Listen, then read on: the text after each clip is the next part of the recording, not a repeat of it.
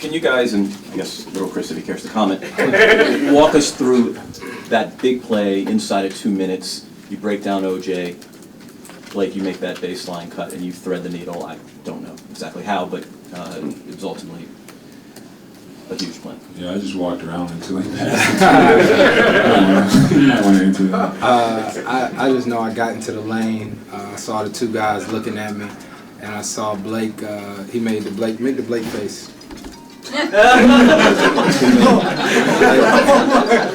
Blake made this little face. And, Hey, look that way and do the Blake face. Do the Blake face.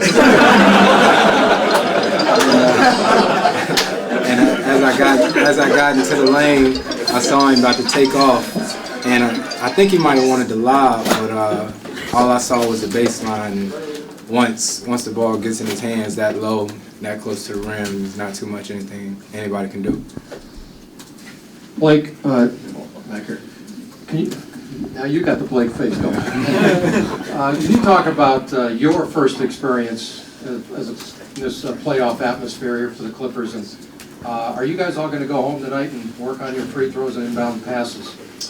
Yeah, I've been doing that for a while now. Yeah, we go home and watch the fight. It was unbelievable. Like he said, when we came out at 22 minutes or whatever time we come out at before the game to warm up, how many fans were there and they were on their feet. That was the loudest we had heard it. When we came out, and just that energy. I think throughout our whole warm up, the intros, start of the game, and then parts of the game, it was unbelievable. And that like he said, we had no choice but to come out and play hard, and we definitely needed that, and we definitely appreciate that from our fans. Chris, it isn't too often when you miss 17 free throws in a playoff game and are Who able did? to win. No, the whole game, you guys. We did? Yeah. Our team did? That's what they said. No. So, I mean, does that concern you as you guys are moving ahead?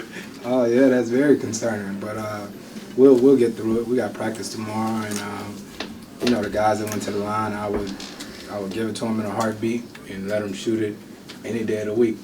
And I think that just shows even more how much fight we have to miss that many free throws and still come up with the win like that. But we know in order to get to where we want to get to, that's unacceptable. Entering the game, some people were saying that the Clippers crowd isn't as loud as others around the NBA. Were you surprised by the intensity tonight? I loved it. I told you I was pleasantly surprised, and this win goes to our fans too. Just that energy, we need that. We need that, especially at this point of the season. And I'll say one other thing, just like we got to go to the drawing board and get better, come back game 4, ready and play better, our crowd got to come with even more energy. We're going to need them even more in game 4 than we needed them tonight, and I'm sure they'll be ready. Chris, obviously it's important to win, but psychologically, is there an advantage to being always ahead in the series, being up 1-0, playing 2-1, and just being the team that's, I guess, getting chased versus chasing? Not first, you last. I mean, yeah, I would rather be winning than losing. That's the question, Yeah, I'm sure you would too. I feel like I'm losing right now. Chris, is it better to win? Let's